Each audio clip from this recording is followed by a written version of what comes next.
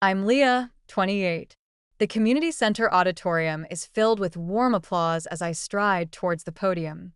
The award for the mentorship program I founded, which has positively impacted first-generation college students, feels substantial in my hands. As I look out at the crowd, I see no empty seats where my parents should have been. Instead, Dr. Chen nods encouragingly from the third row. My neighbor misses. Grayson beams with pride, and my colleagues and friends look on with admiration. It wasn't always like this. A year ago, I was in a completely different situation. I was sitting in my Chicago apartment, looking at my father's name flashing on my phone screen for the fifth time. The sleek glass desk was a far cry from the old, scratched table in my childhood home in a small coastal town. Outside my window, the Chicago skyline glistened in the afternoon sun, a world away from the place where I learned to make myself small. My sister, Lily, was getting married in 2 weeks, and my parents were pressuring me to come home. An email from my father, Henry, said it was my last chance to support her. A voicemail followed, his voice as commanding as ever, threatening to cut off all future support if I didn't put aside my grievances. I remembered how, as a child, my achievements were always overshadowed by Lily's. In third grade, I got 5 perfect as on my report card, but my mother, Sarah, barely looked up from her magazine. That same night, the whole family cheered for Lily's participation ribbon in a school play. In high school, I won a blue ribbon at the science fair, but my parents were at Lily's soccer game. When I got accepted into Stanford with a full ride scholarship, my mother was worried that it was too far away and might make Lily feel inferior. My father simply said I was staying local, but I had other plans.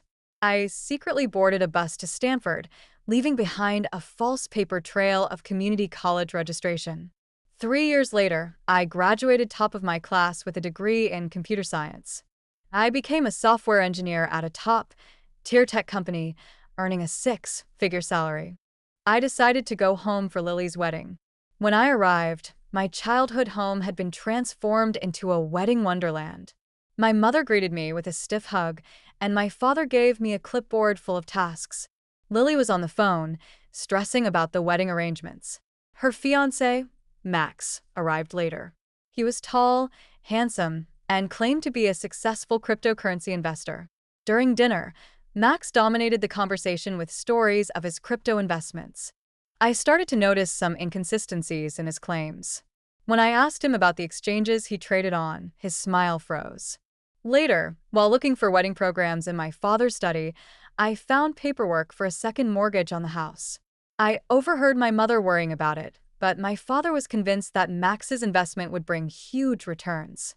Aunt Rose, my mother's sister, also suspected Max was a fraud. She told me about a neighbor who had lost a lot of money in a similar investment scheme. I started to dig deeper, using my skills as a software engineer. I found out that Max had used different identities in the past to scam women. I tried to warn my family, but they wouldn't listen. Lily accused me of being jealous. My father said I didn't understand business at his level. When I presented the evidence, Lily crumpled the papers in anger, and my father told me to leave the house. I decided to stand my ground.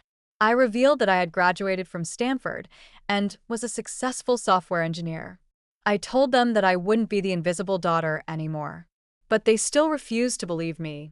Max convinced them that I was just misguided. 2 days before the wedding, my phone started buzzing with desperate messages.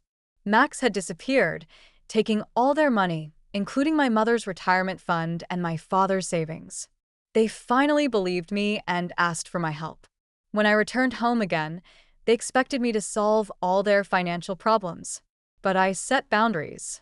I told them I would help them file police reports, connect them with a financial fraud expert and a lawyer. But I wouldn't use my savings to replace the lost money. My father was angry, saying that the family had supported me all my life. Lily accused me of abandoning them, but I stood firm.